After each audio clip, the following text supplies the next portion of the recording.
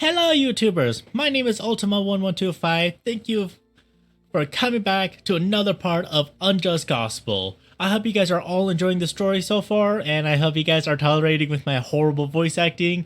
This part I decided to make a little bit of a difference because this one I am going to be using a voice mod to give some of the characters or some parts of the story at least like a differentiation of what's going on. So throughout this whole introduction, I'm going to be changing my voice, so that way you guys can at least know what's up of what the voices you guys are going to be listening to. So the reason why I'm doing this is mainly because like I said, it's been kind of a cringe fest that I've been trying to do different voices, and I've been very unsuccessful with them. So yeah, I hope you guys are okay with this. If not, then I'll stop doing the voice mod and I'll go back to using my regular voice. But until I get my practice in and get the voices down, this is like the second best thing I could think of. So with that said, let's continue on and let's go and let me. I'm horrible with these. Without further ado, let's go on to Unjust Gospel Part 8. I hope you guys all enjoy. Finding myself in darkness, I look around, hoping the flames didn't kill Emilia. Feeling uncomfortable, I suddenly hear flames surrounding me. Looking closer, I found myself trapped inside a wall of black flames. Within the flames, I started hearing noises. It hurts. I want to go home. You killed me. I hear multiple voices screaming around me. Trying to drown out the sound, I see the same shadow figures from before surrounding me, but every one of them was all burning. Pushing them away, I felt the fire spreading over my body as the shadows continue yelling in my ear. Struggling, a shadow reaches out, grabbing onto my neck, choking me. Don't trust them, the shadow whispers. Confused to reply, I stare back at the shadow as it drops me in the pile, feeling the flames burning me alive. Waking up, I jump out of bed, surprising everyone around me. Robert, Petrie, Frederick, and Emilia all stared at me, wondering what happened. Looking around, I see some medical equipment placed near me, letting me know I was in a hospital of some sort. Calming down, I sat back down, trying to evaluate what happened to me. Hey Josh, you okay? Petrie asked. Yeah, I just had a bit of a nightmare, that's all. I reply. Do you remember what happened to you? Frederick asked. I was falling, and I think I blacked out when I hit the ground, I said, recalling the incident. Yeah, and you were out for a while, Frederick says. How long? I ask. Only a day, Robert answers. Sighing out relief that I wasn't out for that long, I noticed Emilia staring at me with concern. Focusing, I felt myself seeing through all four of them, feeling all their doubts and concerns. Thanks for coming to visit, guys, I said. No problem.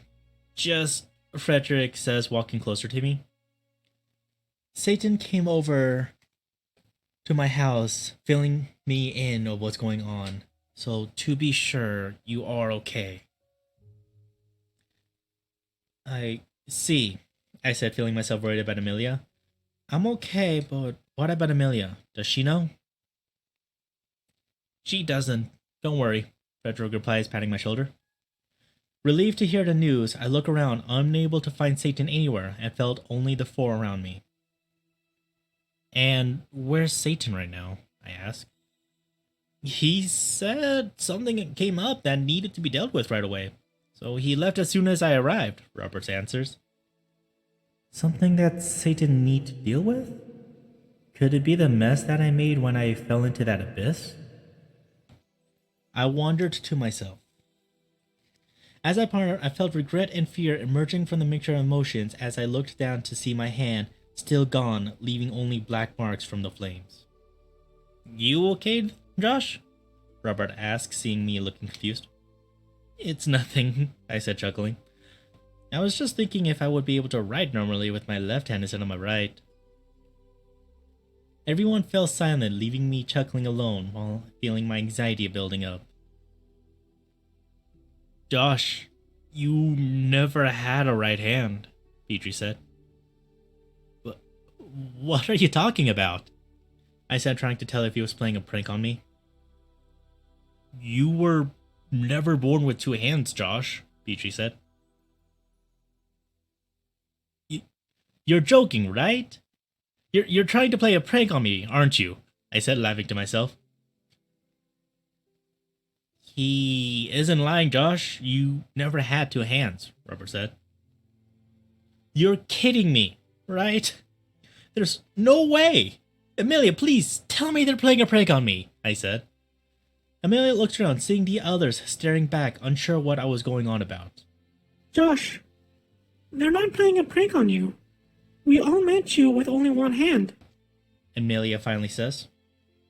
I feel my skin crawling while a chill blows down my back. My skin starts to turn pale, trying to figure out what was really going on. Then, what about the times we had lunch together? Which hand was I using? I ask.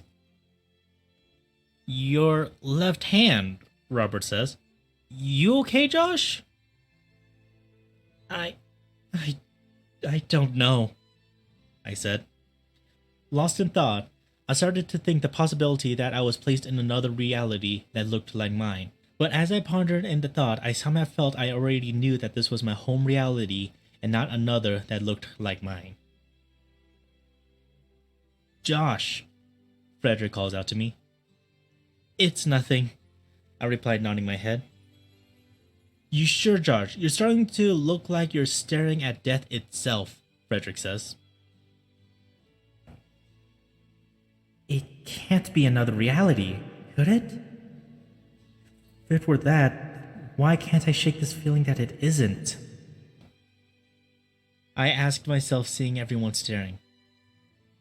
Yo, Josh, you still tired over there? Brichi calls out.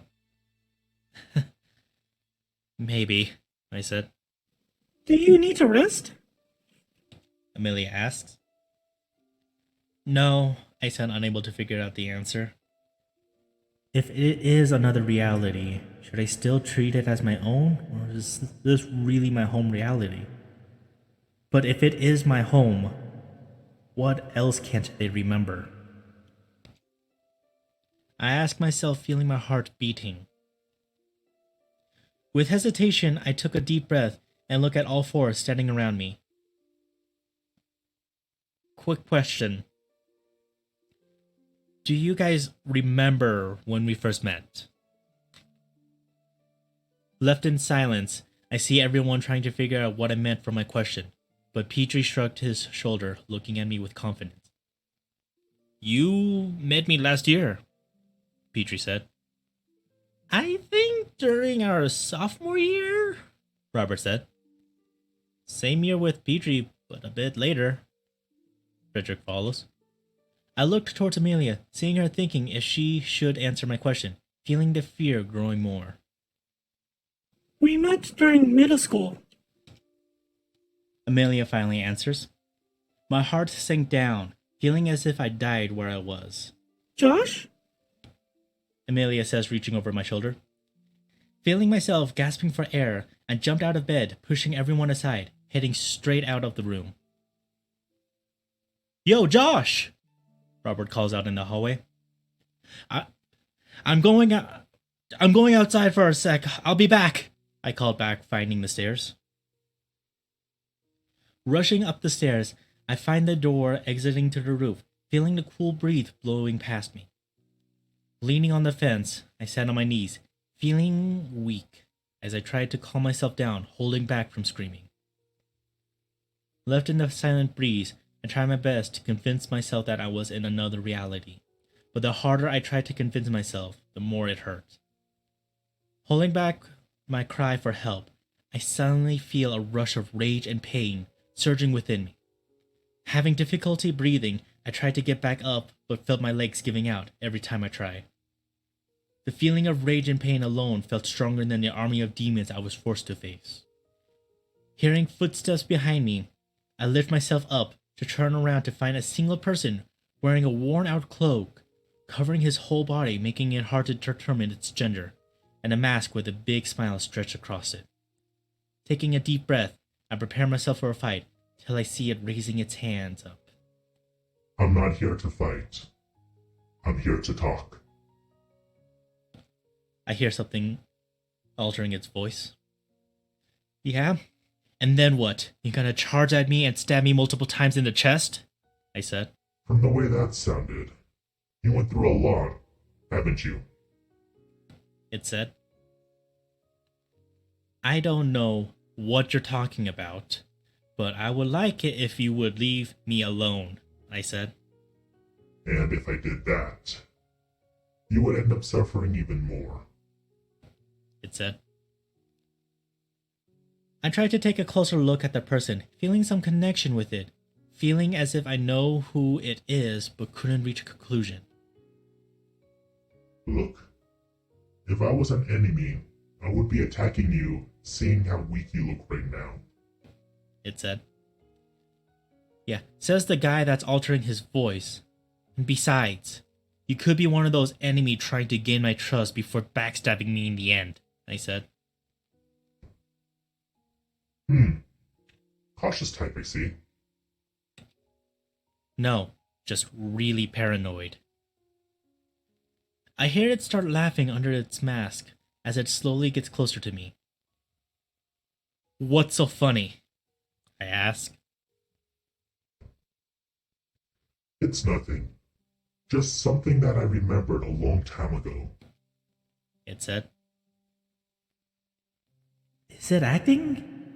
If so, what could it be planning? I wonder to myself, seeing it casually walking. I just want to talk to you, and after that, I'll take my leave. It said, stopping in front of me, keeping its hands up. Feeling a bit hesitant, I sighed out. Fine. But if I see you do anything suspicious, then I'll see you as an enemy. Thank you. It said. So, what do you want? I want to help you. It replies. Help in what way? What can you do that can help me? I asked, getting used to the rage and pain. I can tell you the truth for a start. It said. Feeling the rage and pain unchanged, I pondered to what he could be thinking, slowly getting curious of what it meant by the truth. What do you mean? The real truth about Satan and God and what they've been doing. It said. And how do you know that?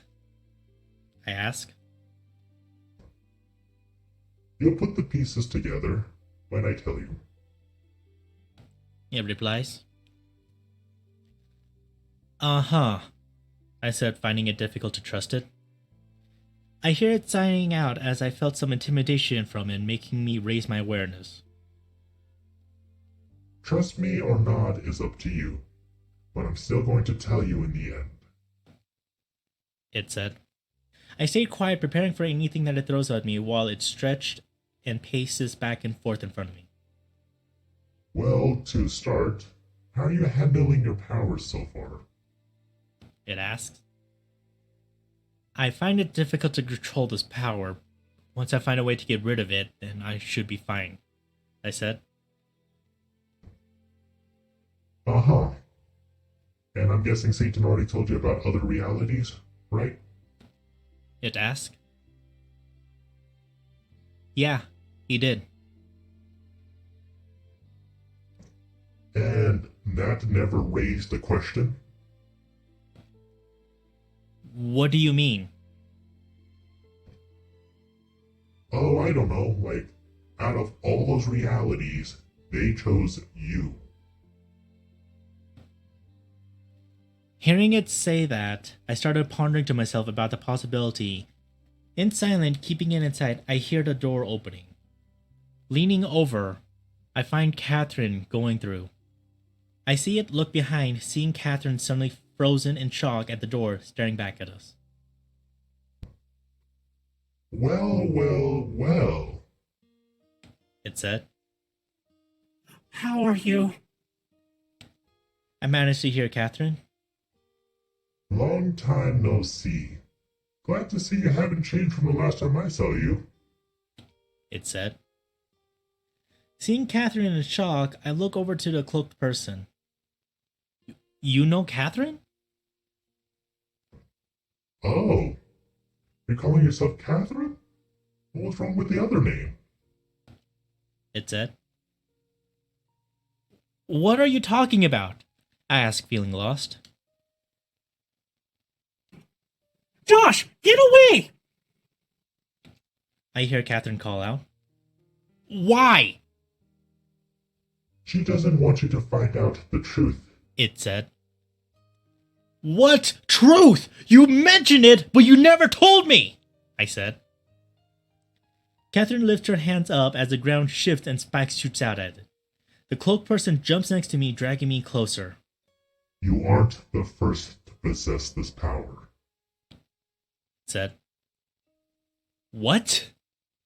I replied, unsure what it meant.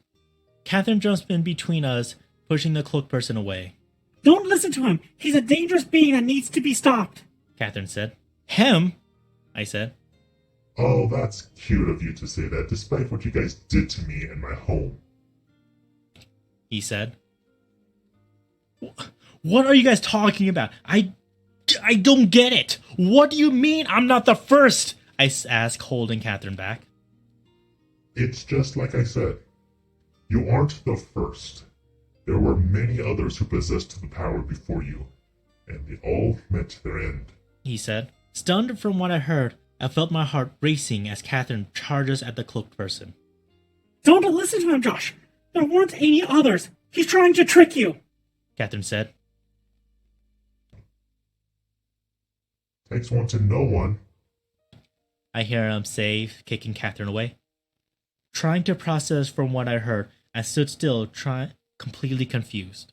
There were others before you who was given this power that you have, and each and every one of them were consumed by the flames. I hear him say. That's not true. Josh is the first person I met and trusted to get the power to.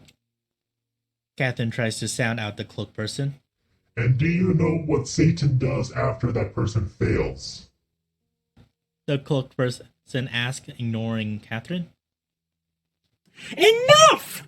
Catherine said, hearing her struggling to stop him. He removes that person's reality and replaces it with a new one. It said, dodging Catherine's attack. Hearing him say that, I grit my teeth and look up to see Catherine and the cloaked person fighting. And what proof do you have? I shouted. How are you sure that Satan is doing that? The cloaked person kicks Catherine, watching her crashing into the door and passing out. And what about you? Can you say with confidence that Satan isn't the type to do that? Do you fully feel confident that you know exactly what Satan is fully capable of?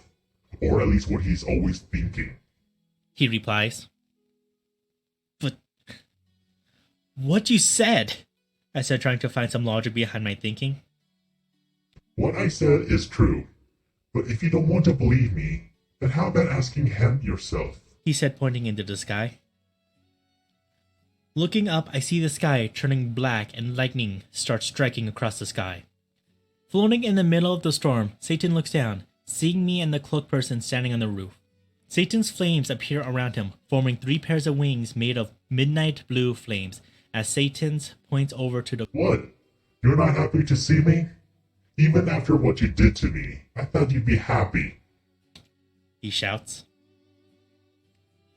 Without a word, Satan shoots out a fireball towards the cloaked person, but did nothing to him.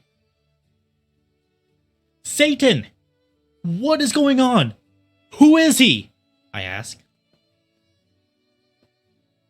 Satan remained silent, keeping his eyes on the cloaked person. Hey, Satan! Your guinea pig is asking you a question. How about you answer him before he starts jumping to conclusions? The cloaked person said. Satan, refusing to answer back, prepares another fireball. Without thinking, I rush in front of the cloaked person protecting him, as I felt myself shaking. Looking up, I felt Satan's intimidation, telling me to move out of the way, but I knew if I did, I would regret it. Satan! Answer me! Is it true what he said about others before me receiving this power and failing? I ask. I hear Satan sighing out, keeping the fireball pointed at us. I guess it's safe to say this is another failure. My eyes open wide. What did you say? I was really hoping that you would finally be the one out of infinite that manages to control the power. But it seems that you're nothing more than another failure. Satan says. What are you saying? Are you saying that everything that has happened to me these couple of weeks were... I said, feeling my body trembling. I was trying to push you to control the power, but it seems that didn't work. Satan says, sighing out. And my reality? I said as something started to burn inside. Don't get the wrong idea if you assume I enjoy erasing realities. I'm doing it to ensure nothing inflicts any problems to the system itself. Satan said. My heart raced as my head filled with memories of everything that I experienced, as I felt my frustration emerging all at once. Looking up, I see Satan flying down to the ground. Sorry to do this to you. Satan said, firing a fireball. Satan! I screamed as black flames rages around me, consuming the fireball. I see the pair of wings made of black flames wrap around me, but saw an additional pair of wings wrapping around. Kneeling down, I spring myself straight for him, only for him to move aside. Digging my hand in the ground, I force myself to stop in front of Satan, swinging around, hoping to hit him. Satan jumps up in the air as I felt my arm healing. Well, this is a surprise. I hear Satan. I jump up trying to get close to Satan, but as I get closer, Satan shoots fireball at me, pushing me back to the ground. Seeing my skin healing, I jump back up, keeping my hands in front to push the fireballs aside, but was pushed back down again. Let me know when you want to give up, Satan calls out. Punching the ground in frustration, I look over to my missing hand, seeing the flames forming around it, making another hand. Shocked, I looked at the hand made of black flames, wondering what happened. Satan fires more fireballs at me, making me jump out of the way.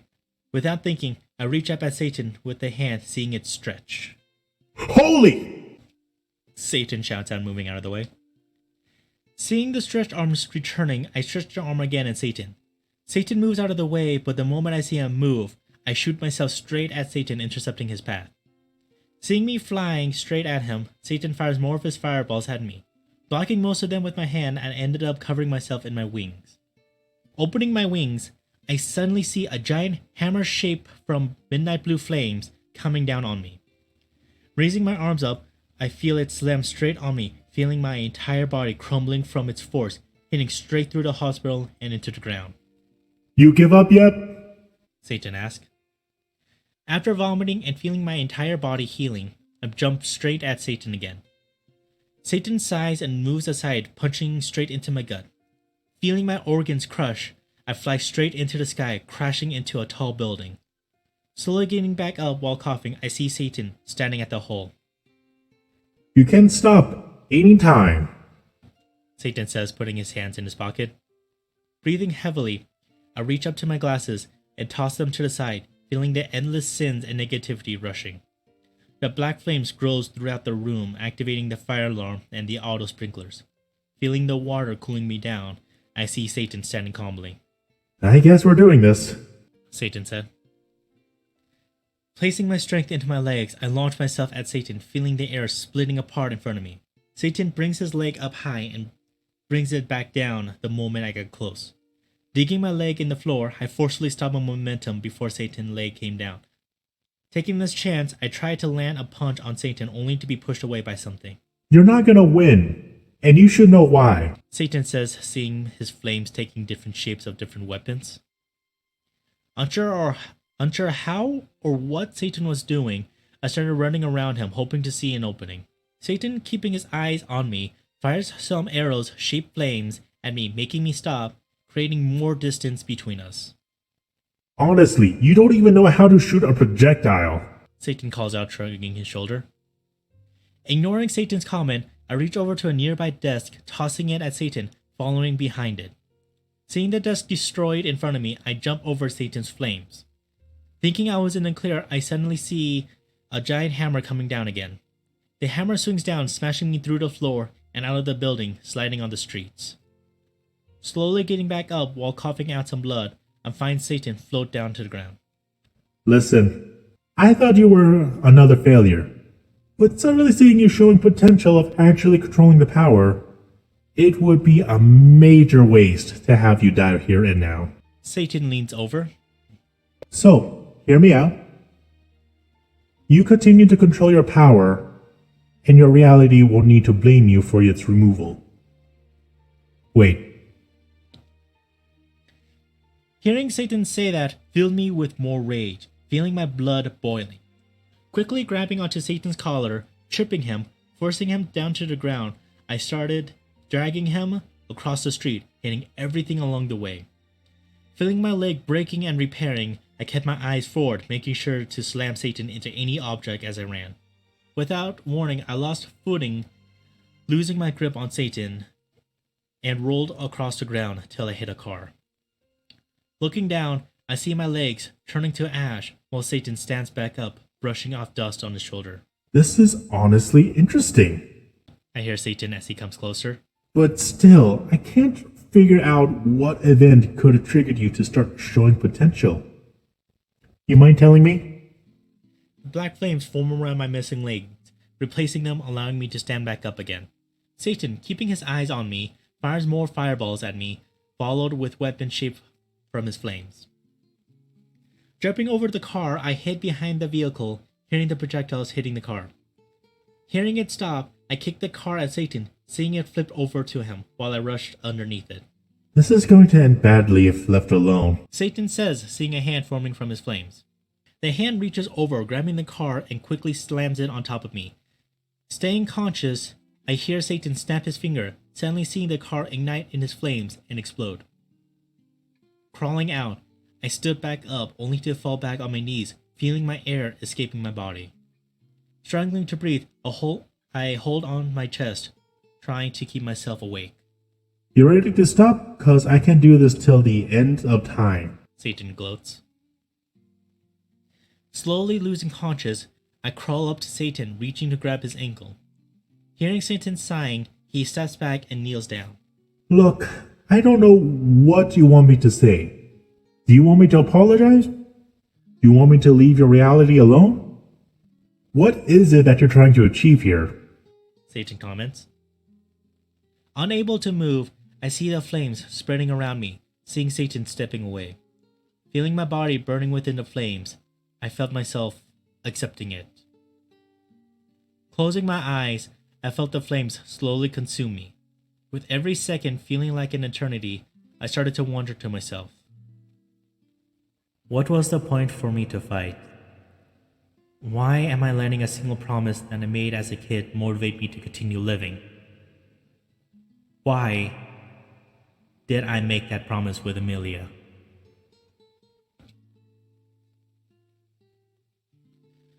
And that will be the end for this part. I hope you guys all enjoyed this part. If you guys watched this part and have no idea what's going on, then you guys are way ahead of the story. But do not worry, I did make a playthrough already, so you can go ahead and watch from part 1. And yes, I am planning to redo part 1 when I am done with the story. So, until then, thank you guys for watching, and don't forget to subscribe, hit the like button, and with that said, I'll see you guys all when I see ya.